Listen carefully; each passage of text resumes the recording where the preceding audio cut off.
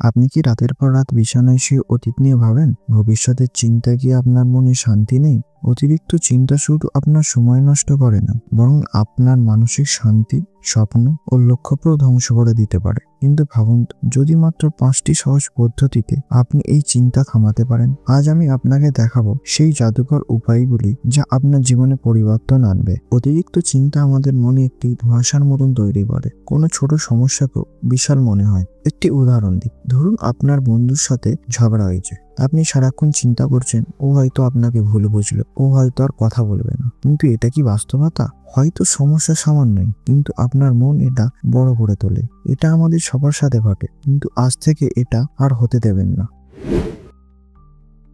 প্রথম উপায় হলো বর্তমানে থাকা। অতীত আর ভবিষ্যতের চিন্তা বাদ দিন। একটা গভীর শ্বাস নিন। ধীরে ধীরে নিজের আশেপাশের জিনিসগুলো লক্ষ্য করুন। পাখির ডাক শুনুন, বাতাসের শব্দ শুনুন। এর মাধ্যমে আপনার মন ধীরে ধীরে শান্ত হবে।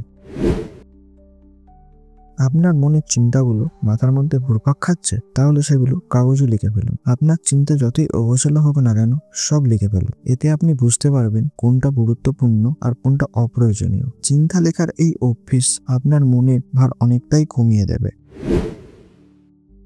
আপনার মাথায় কি প্রায় এই প্রশ্ন আসে, কি হবে যদি চাকরিটা না পাই, যদিও আমাকে ভুল বোঝে? এই কি হবে প্রশ্নটাই আমাদের বড় চিন্তার কারণ। যা ঘটেনি তা নিয়ে চিন্তা বন্ধ করুন।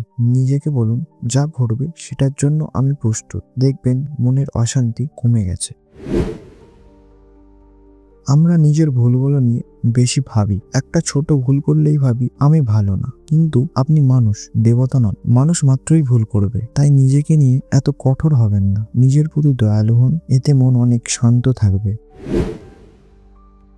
পঞ্চম উপায় হলো মেডিটেশন। প্রতিদিন মাত্র 5 মিনিট চোখ বন্ধ করে ধ্যান করুন। আপনার শ্বাস প্রশ্বাসের দিকে মন দিন।